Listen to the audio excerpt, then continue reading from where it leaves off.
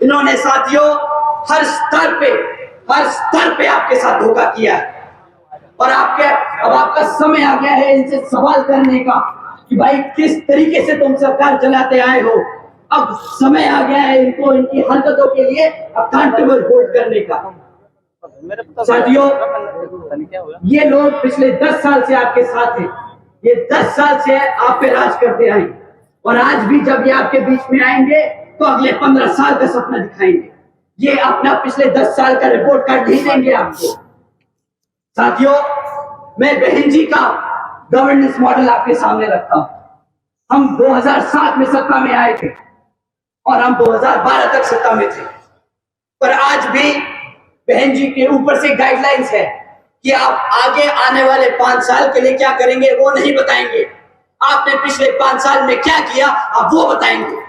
जनता को पता होना चाहिए कि आपकी कार्यशैली कितनी मजबूत है। वो आपके भरोसे पे वोट दे, आपके काम पे वोट दे। तो साथियों, मैं आपके सामने बहन जी के कुछ काम आपके सामने रखता हूं और आप ही डिसाइड करना कि आपके लिए, आपके बच्चों के लिए सही नेता कौन है। बहन जी के गवर्नेंस मॉडल के तहत साथियों, बसपा की सरकार ने महामाया गरीब बालिका आशीर्वाद योजना चलाई थी, जिसके तहत 3,25,000 बच्चियों को 1-1 लाख रुपए देने का बहन जी ने काम किया था। साथियों, बहन जी ने अपनी सरकार में 3,250 करोड़ रुपए अपनी बच्चियों को 1-1 लाख रुपए देने का काम किया जब वो पैदा हुई, ताकि जब वो 18 साल की हो तो उनको अपने माँ बाप या अपने किसी भाई बहन पे डिपेंड ना होना पड़े, वो अपने पैरों पर खड़ी हो सके। देश में पहली बार पैदा होते ही बच्ची 1 लाखपति बनी थी बहन जी के शासनकाल में। साथियों, बहन जी के गवर्नेंस मॉडल के तहत बीएसपी की सरकार ने सावित्रीबाई फुले बालिका शिक्षा योजना चलाई थी, जिसके तहत 7 लाख से ज्यादा बच्चियों को 12वीं तक की शिक्षा फ्री में प्राप्त कराई गई। यहाँ पे बहन जी ने फ्री में राशन नहीं बांटा, यहाँ पे बहन जी ने फ्री में शिक्षा बांटी है। आप सब जानते होंगे बाबा साहब क्या कहते थे। बाबा साहब कहते थे, अगर कोई शिक्षा प्राप्त कर ले, शिक्षा क्या होती है? शिक्षा शेरनी का दूध होता है, जो एक बार पी ले तो उसे दहाड़ता है और दहाड़ता ही रहता है। बहन जी ने अपने प्रदेश में हर एक बच्ची को एक शेरनी बनाने का काम किया।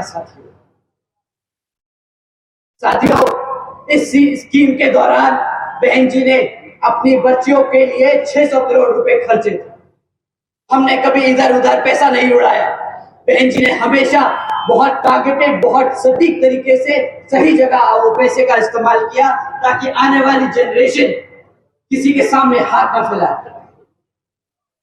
साथियों, बहन जी मॉडल ऑफ गवर्नेंस के तहत बसपा की सरकार में प्रदेश में कई व्यवसायिक technical institutions, engineering colleges, polytechnic एवं इंडस्ट्रियल ट्रेनिंग इंस्टीट्यूट एवं अन्य पिछड़े वर्गों के लिए इन सभी कॉलेजेस, इंस्टीट्यूट और एजुकेशन सेंटर्स में 27% सीटों की आरक्षण तय की।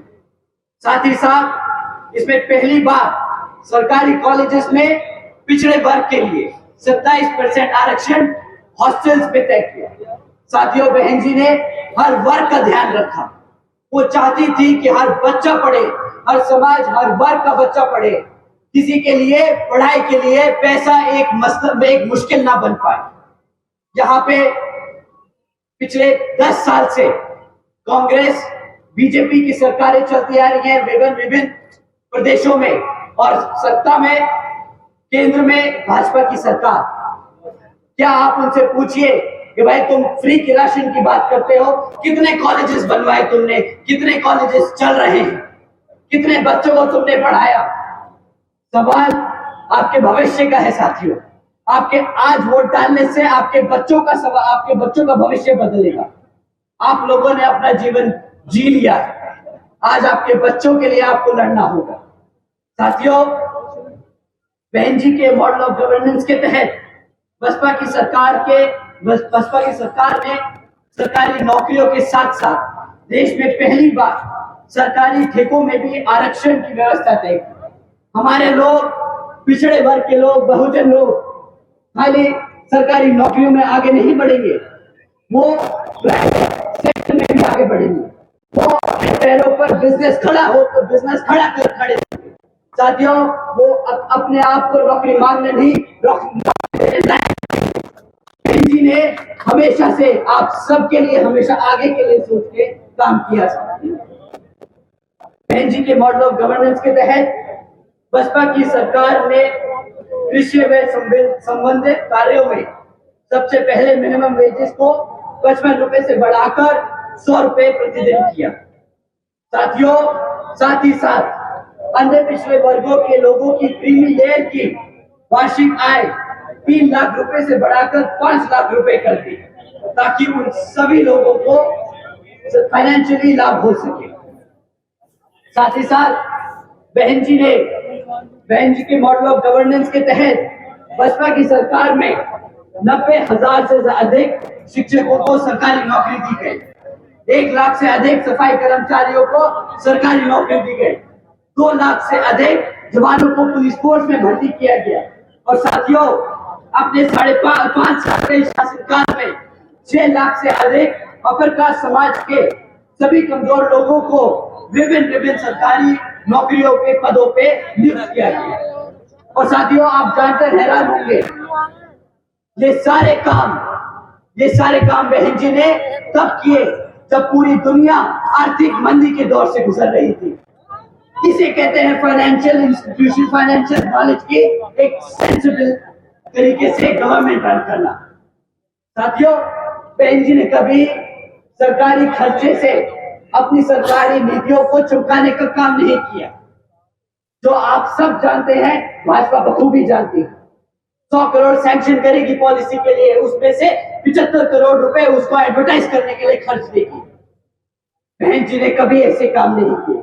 उन्होंने आपके टैक्स के कमाए हुए पैसे को बखूबी समझा कि वो कितनी मेहनत से कमाया जाता है, और सब जगह वो बांटने का काम किया, क्योंकि वो हमेशा से चाहती है कि बाबा साहब और मान्यवर साहब श्री काशीराम जी के सपनों को वो इस प्रदेश में नहीं बल्कि प्रदेश में लागू करके उनके सपने को पूरा कर सके।